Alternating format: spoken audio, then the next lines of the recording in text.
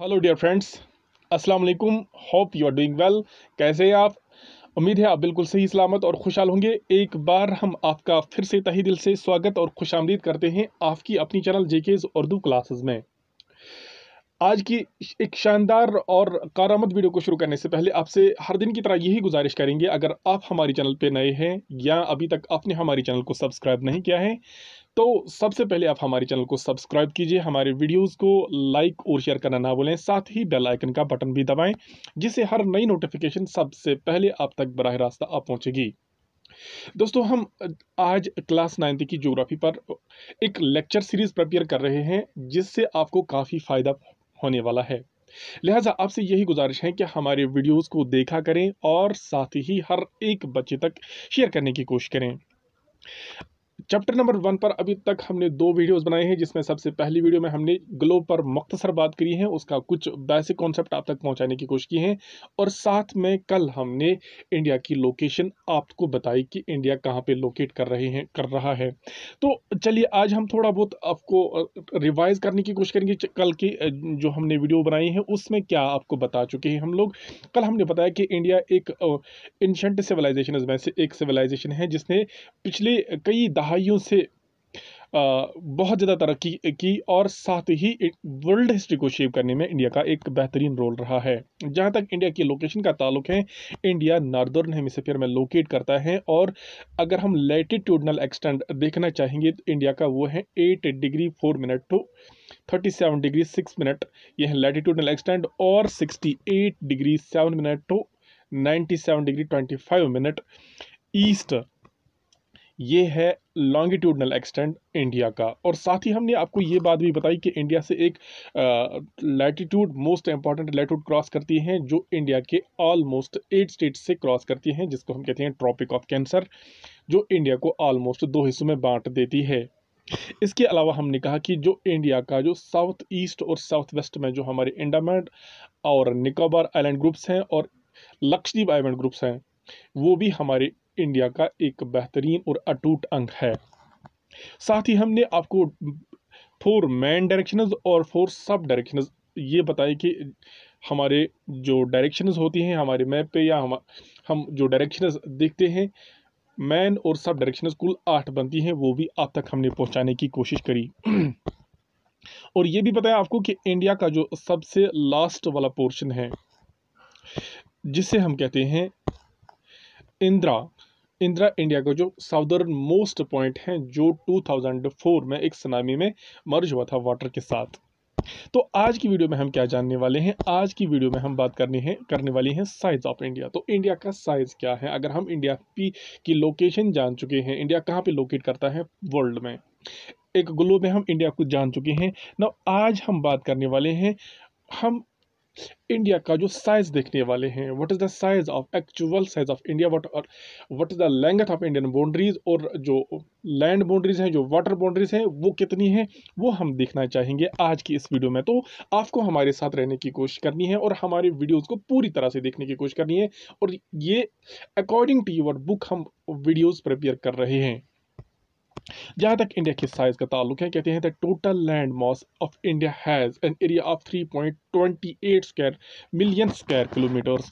तो कहते हैं जो इंडिया का लैंड मास है, टोटल लैंड मास, अगर हम लैंड मास की बात करेंगे, ये आप देखिए जो इंडिया का टोटल लैंड मास है, इंडिया का टोटल लैंड मास यहाँ से देखकर यहाँ तक जो इंडिया का टोटल लैंड मास है वो कितना है, वो हमारी किताब के मुताबिक which is 3.28 million square kilometre, वो होता है 32,87,263 मिलियन स्क्वायर किलोमीटर अप्रोक्सीमेटली, यही आता है अगर हम इंडिया का टोटल लैंड मास देखेंगे कि इंडिया का टोटल लैंड एरिया कितना है।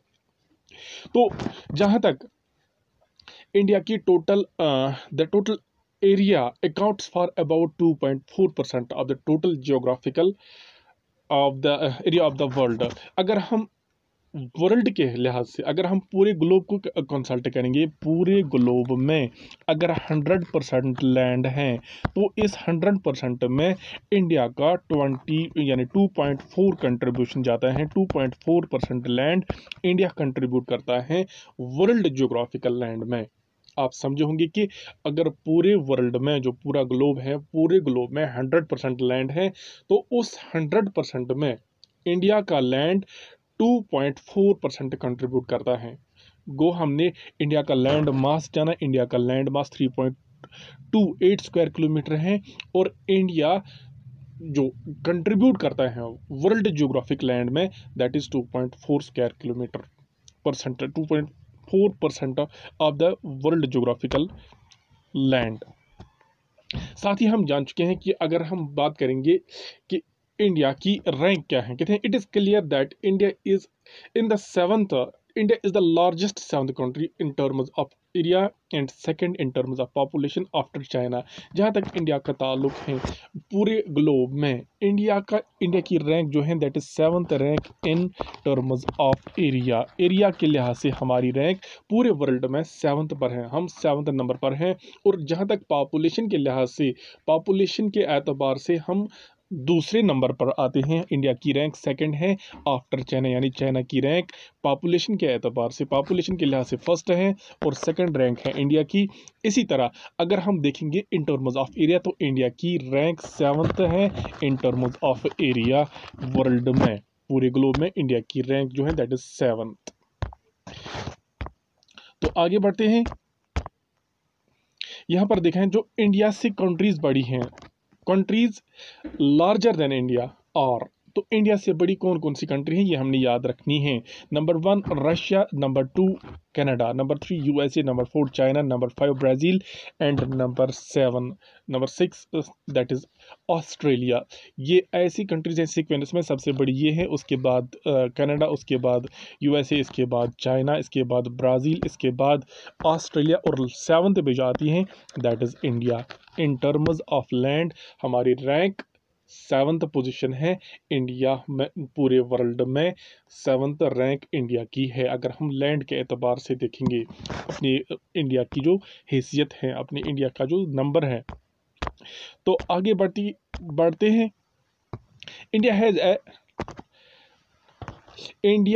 Land boundary of 15,200 kilometre.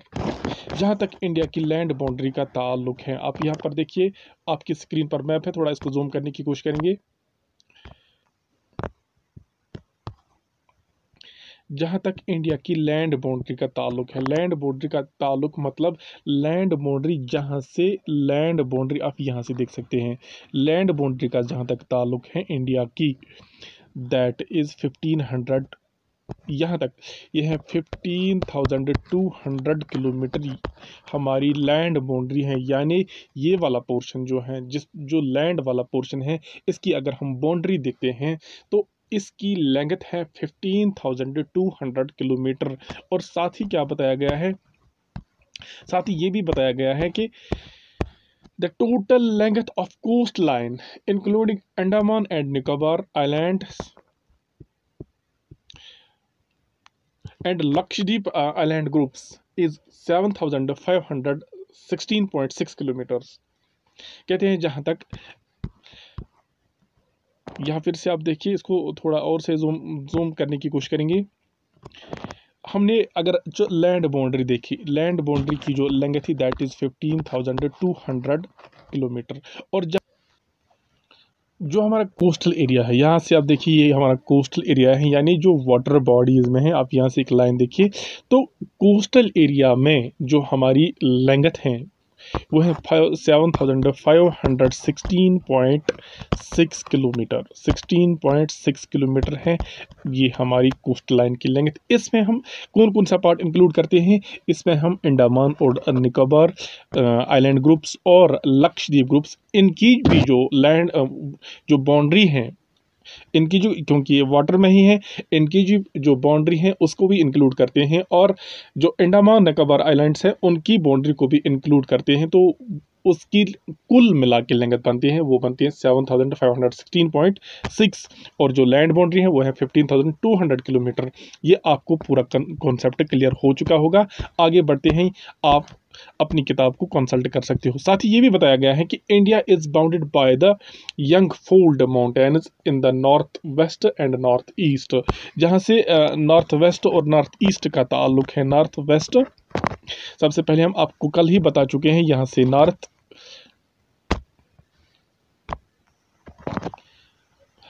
यहाँ से नॉर्थ है, यहाँ ईस्ट है और वेस्ट।